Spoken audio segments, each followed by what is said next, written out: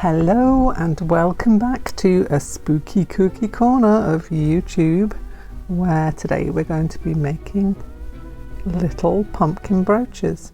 You can also make these into ornaments if you didn't want a brooch, or you could just do one half of it and have it as a patch to sew onto something.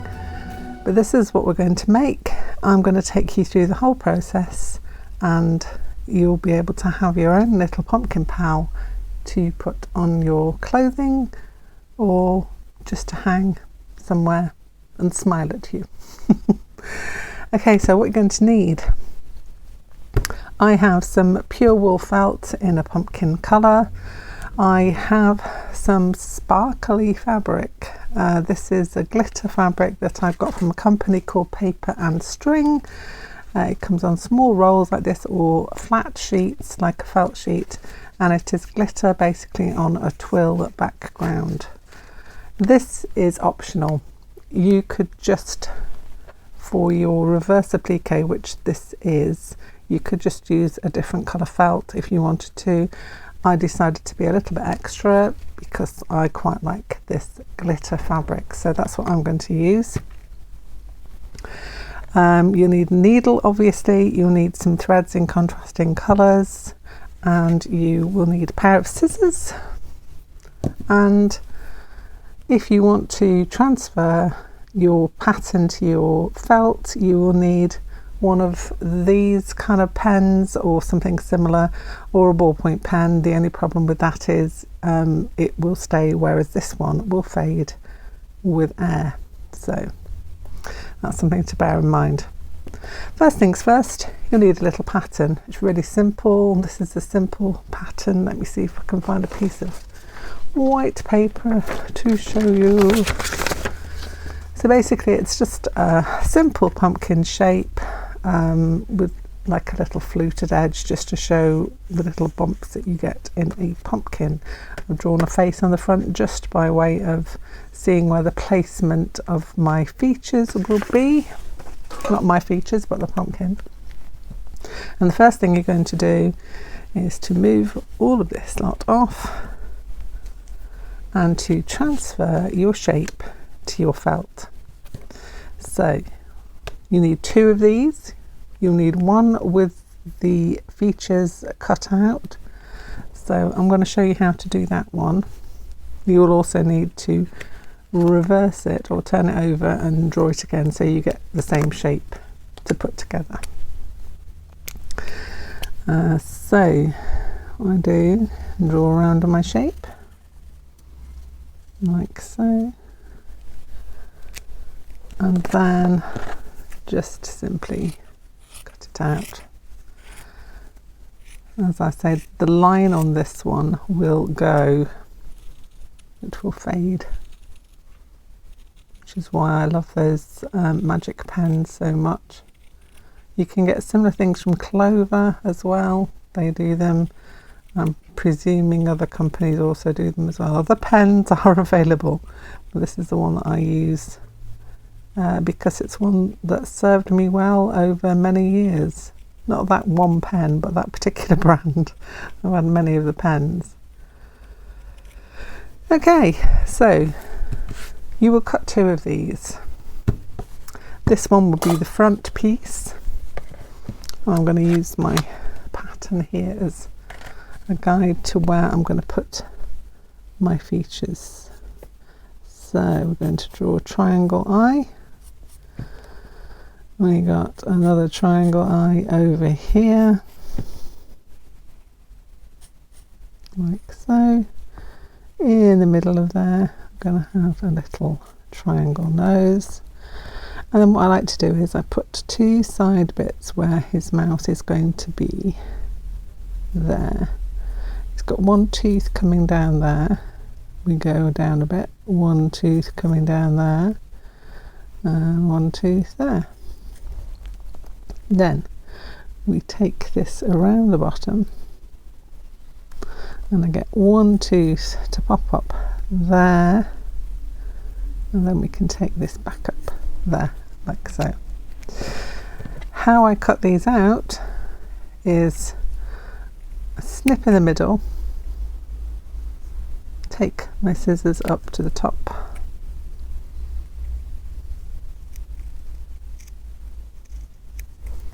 like so, and cut around the lines that I've drawn with my magic pen, making sure they're fairly neat. I can neaten them up as I go when I've got a little bit more space to work in. And the same again on this one, snipping in, cutting out that shape. You could use a scalpel if you wanted to. I've got really sharp scissors, that works really well for me, but you could use a scalpel if you wanted to. Just neatening up my snips, and then we need to get the little nose, snipping that gently so I don't go through into places I don't need to be.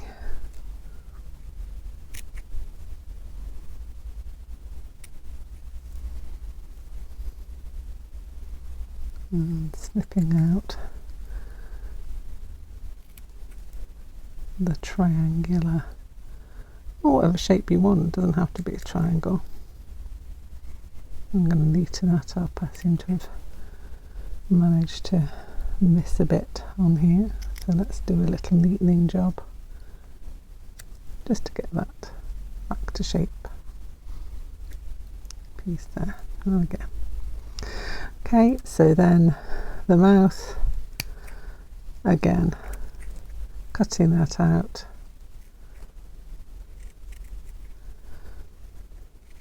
along the bottom, up for the tooth,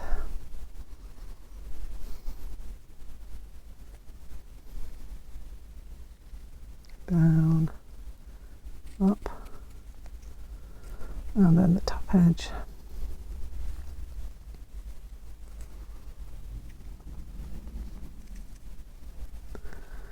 And all the way,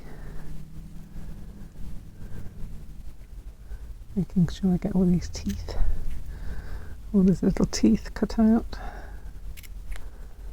There's that one there. You can get rid of that middle bit if it's flapping around in your way. Sometimes it's just easier to snip it off. Up there. Back. We'll reverse it over. You can see if there's any little bits you might have missed or that are just been a bit messy. Trim them off and you've got your shape. So this one will then fit on another piece that you cut out. I'm not going to do that quite now because I've already made one, and I managed to film the end of this, but the beginning bit I didn't manage to film, or the video was just a bit weird. So I'm working backwards, as it were. Not walking backwards, that's a different matter altogether. So yeah, this one would then sit on another one of these. And what then you do this is, you see the stitching detail on there in the brown, it's like a different colour thread. So I've got a brown thread that I did running stitch, sort of, if we mark on this one, all the way down there, then down there, down there, and down there. And it's just a simple running thread, just in and out of the needle, just to get that detail. Again, you don't need to do that, that's not compulsory, but I think it adds a nice little touch to your pumpkin. The next thing I would do is his little stalk. So what I'm going to do is to snip off something that's longer than I actually need it to be, and that would sit right there on the back. I'll get my felt and foam glue, just a little dab, that's all we need, just to hold that in place right there, and that would then be good to go. So we've stitched down here. I haven't stitched, but you can see on this one how it looks. And we stitched down there, we've got our stalk in place. The next thing we need to do is to get our reverse applique in place. Now, I have used, as I said, this glitter fabric. You could just use a brown or a black felt if you wanted to. That'd look quite nice. And what you want is a piece, the size of the features that you want to cover. So this may just be about right for this particular one, and you could trim off the edges, which is what I would do. So there, I kind of trim it off. On this piece, on the back, you can see it's the back because the felt is lower. You can see, when you turn it over, that's the front, this is the back.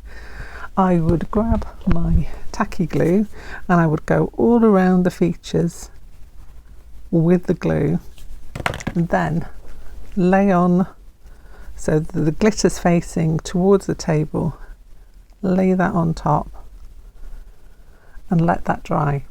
And what would happen then is that when you turn it around, obviously this piece is just a little bit too small, but just to give you an idea, that's what it would look like.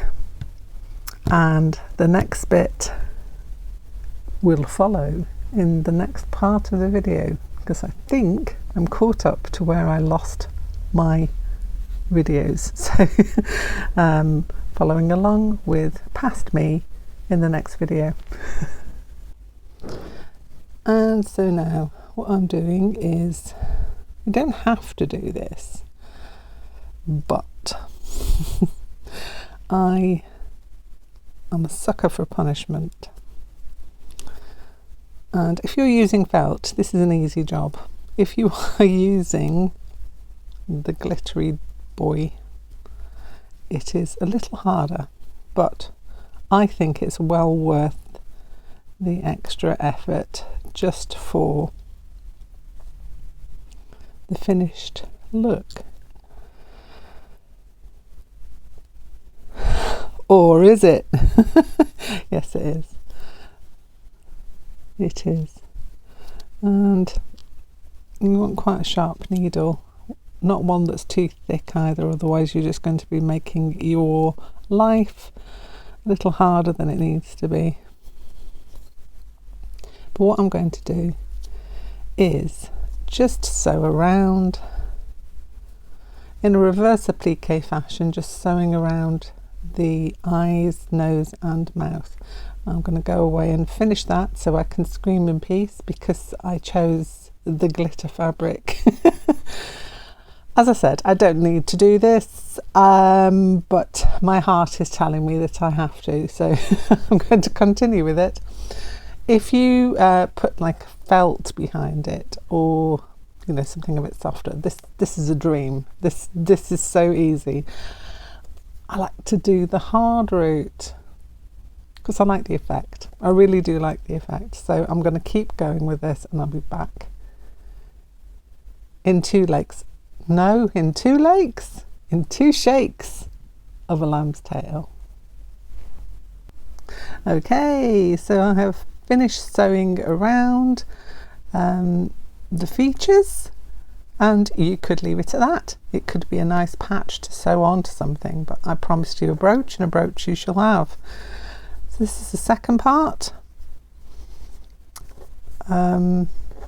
Literally putting them together, making sure they match up, and then all you need to do is sew around the edge in an oversew stitch or a stab stitch, whatever you want to call it, and leave yourself a little gap.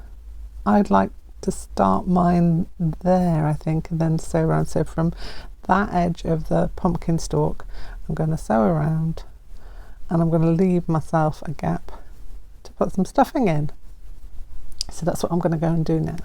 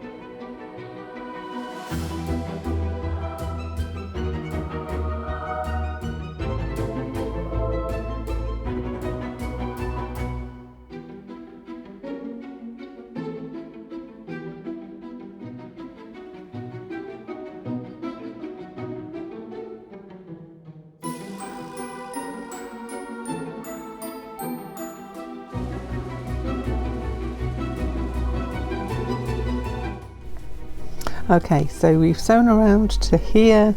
I've got a nice big gap there that I can pop my stuffing in, which I'm going to do now. You don't want to overfill this, overstuff it. It is just a brooch or an ornament. You can decide which you want the best. So it's just a case of giving it a little bit of dimension, probably a little bit more. Just to go in there. And a tad more maybe.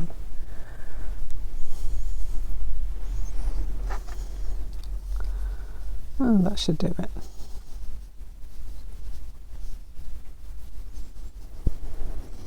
Now you've got a nice squishy pumpkin face, but it's not overstuffed. And then all you need to do is to sew up the gap, which I'm going to do now.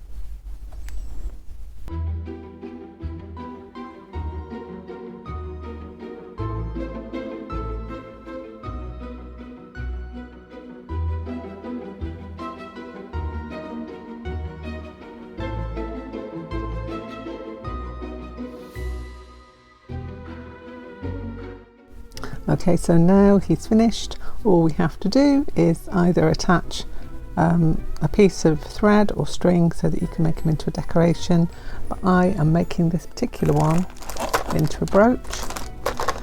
So I'm delving around to find a suitable brooch pin.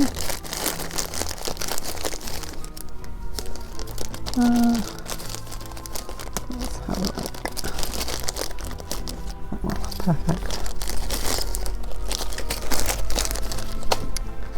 And what you want to do is on the back you want to position your brooch pin towards, not in the middle. If you put it in the middle, that will flop forwards.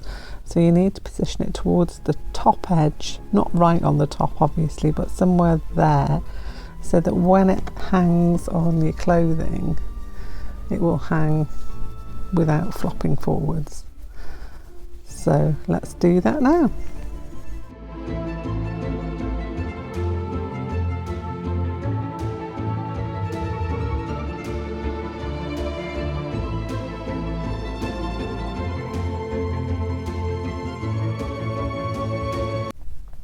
Okay, so our pin back is on, it's ready to wear. Now I'm going to show you the reason why I use wool felt. I was reading earlier this week one of the books I have, and the author of the book said they only ever use acrylic felt because acrylic felt holds its shape much better than pure wool felt and holds itself together much better than pure wool felt. I disagree wholeheartedly with that statement, I have to say.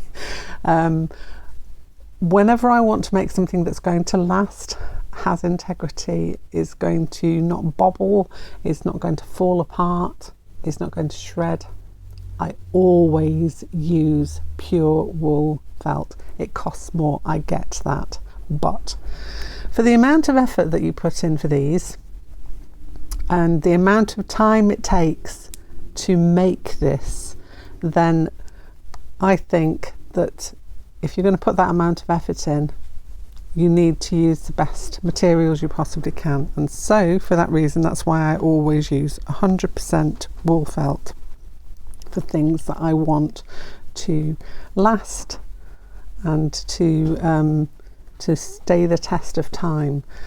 I will show you the reason why. This is one I made out of acrylic felt. Admittedly, it is not finished, but I lost heart with it because all the shapes were going out of shape. Basically, all the little cutouts were going out of shape. It was fuzzy, it didn't have the clean lines that the wool felt had, and it felt stretchy and squishy, whereas my pure wool, well, you can see the difference. You can make your own mind up. Obviously we work to what we have. If you only have acrylic felt, then you know, you make the choice of making it with that, and that's fine. And sometimes if you're not stuffing something and you just want it as a decoration or a patch, that would also be fine. But even here, look, you can see the stretch in the fibres, and I do think that acrylic felt has its place, but when I'm doing something like this, always got to be wool felt for me, pure wool felt, 100% wool, and that's what makes me happy. Anyway, here it is. Here's a little brooch, ornament, or whatever you want them to be, all ready for Halloween. Got little bits of stuffing there, and you can pin them on whatever you want. Have a great week, and I'll see you soon. Bye for now.